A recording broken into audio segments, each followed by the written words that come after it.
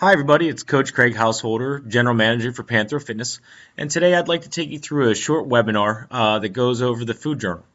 Uh, the name of the webinar is The Food Journal, the greatest weight loss tool since exercise. And as someone who has coached hundreds of people trying to get them to their fitness goal, and as someone who was once an overweight person myself, I can tell you that this is absolutely true.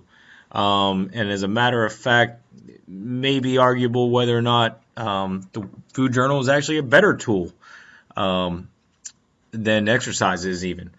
So let's go ahead and get started. I want to look at what we're going to cover today. In this webinar today, we're going to cover who should keep a food journal, and pretty much you're going to find out just about everybody. Why keeping a food journal is so important and very important to your success. And finally, how to record in your food journal to maximize your results. So how to use this as a tool that's going to get us where we want to go. So let's go ahead and get started. Let's talk about who should be keeping a food journal. Simply stated, anyone with an athletic or weight loss goal should keep a food journal and continue to keep it regularly.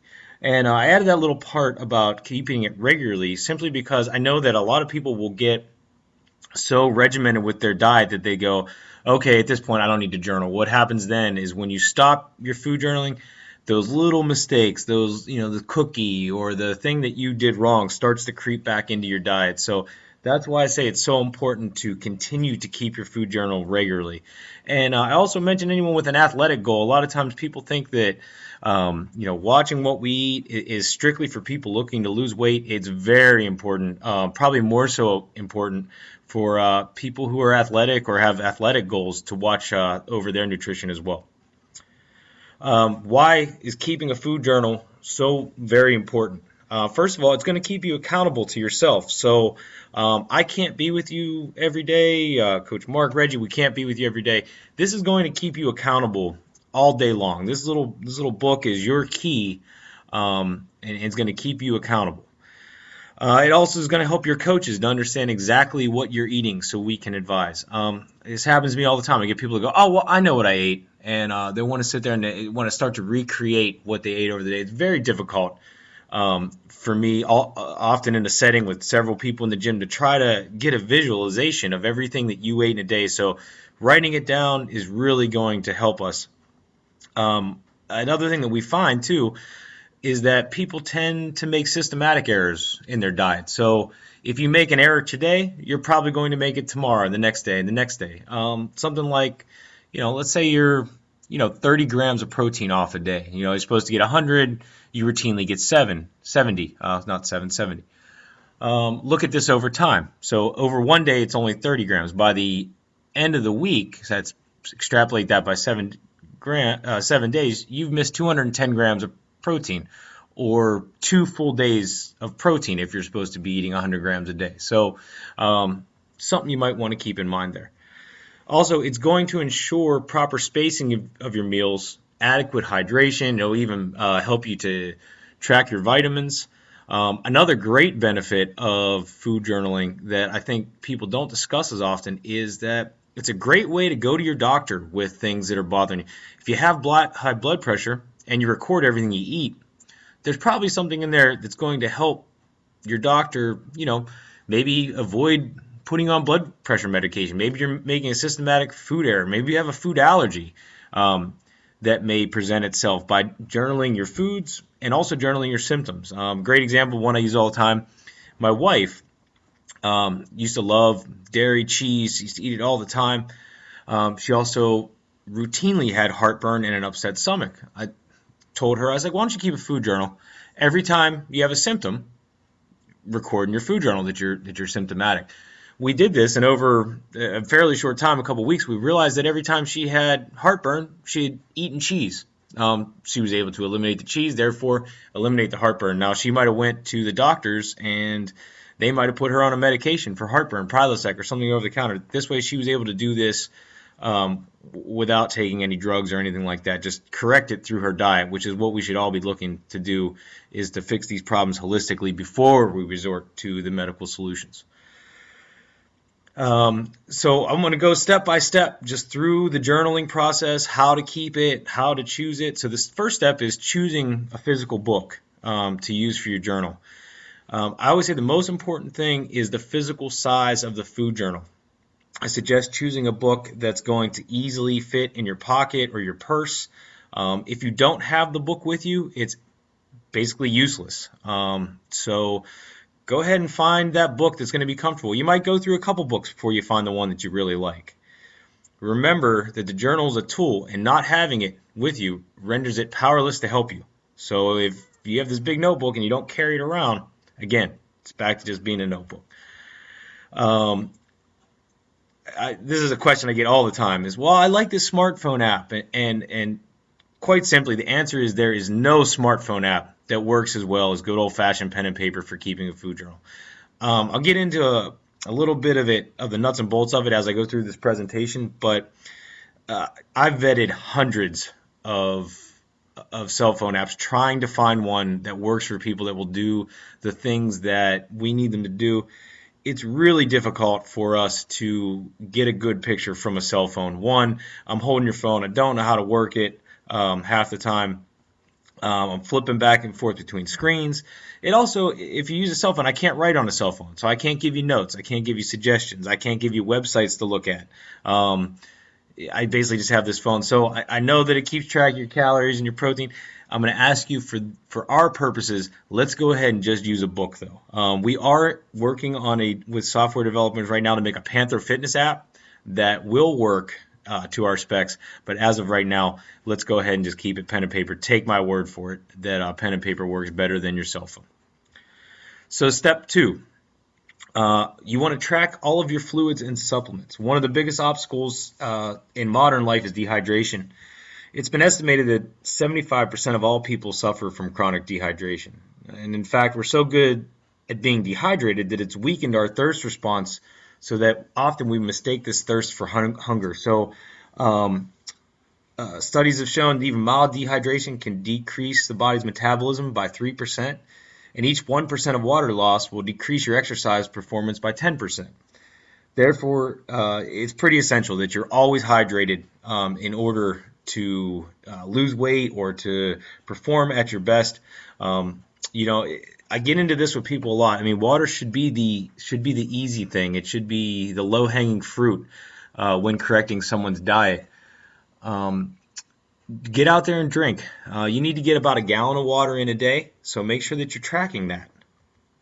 I suggest that you use the same water bottle or container and keep it with you at all times. I use a plastic water bottle. It's a 20-ounce water bottle, and I keep it with me all day. You're going to start top of every food journal page, and you'll see that a little bit better when I pull up the example page.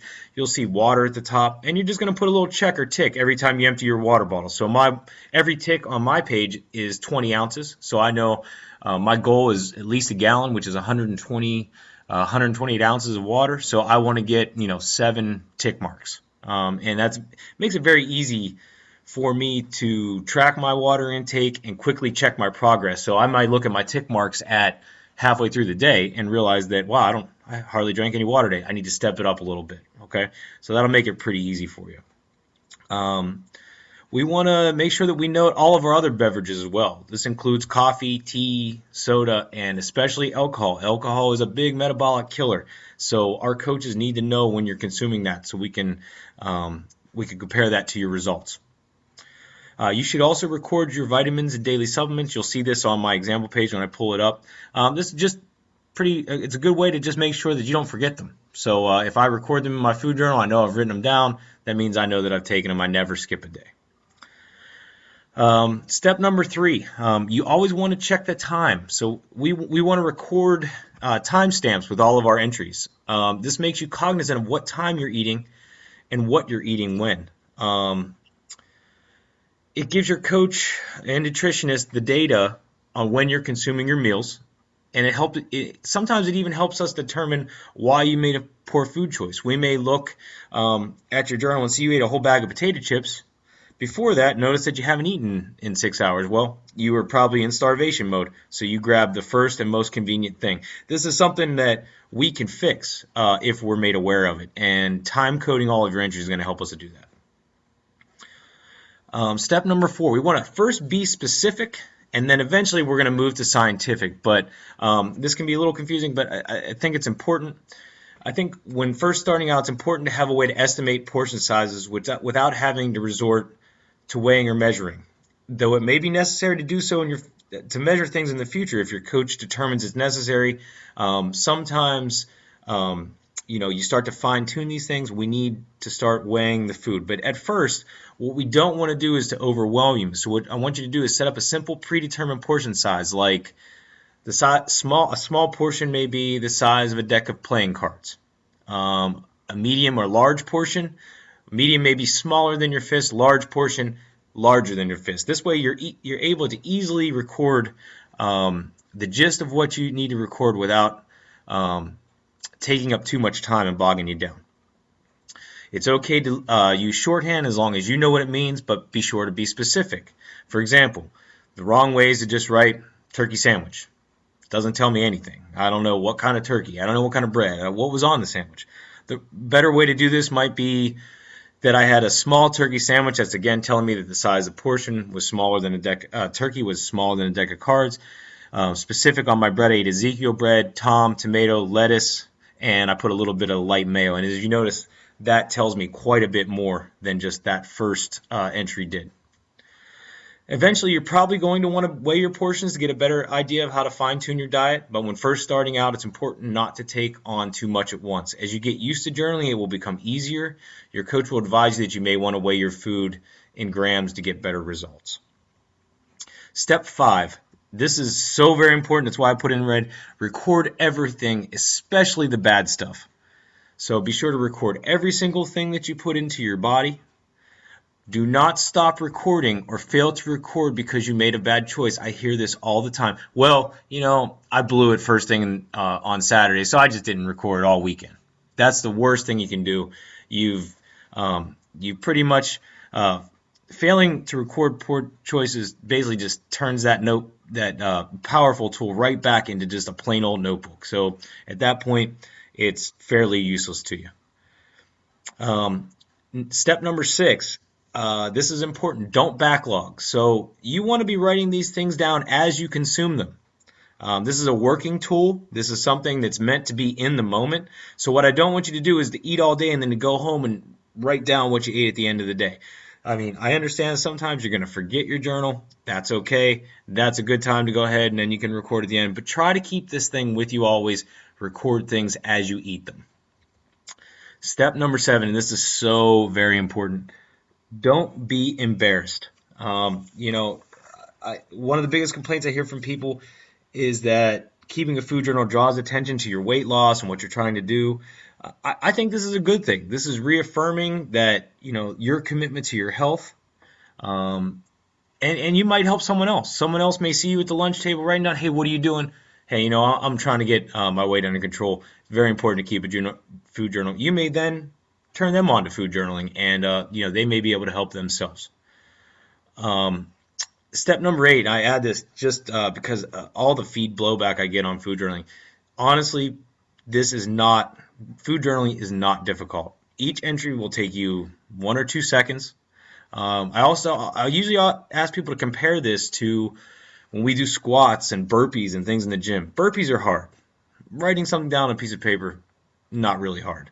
So I understand at first things are difficult. Remember when you first started to drive a car, remember you had to think about everything you did. Now you're probably putting on makeup, eating a sandwich while you talk on the phone. So my point is that things become automatic as you practice them. Finally, I did throw up just a quick sample page, and I only have a few seconds here left before my video expires. But this is just an example of a food journal page. You notice up here I went ahead and dated the food journal page, my water up in the left-hand corner, my tick marks, each one of those corresponding to 20 ounces, recorded my probiotics and my vitamins, recorded how many fish oil 1,000 milligram tablets I took. Then real quick, because I'm about to expire here, time code with abbreviated. So breakfast, 2 eggs, 2 pieces of Eagle toast, 3 pieces of turkey bacon. Again, I can recreate to my coach what I ate. That's about all the time I have. This is only a 15-minute recording, but I hope this helped. Please, if anybody has any questions, don't hesitate to let us know. Thanks.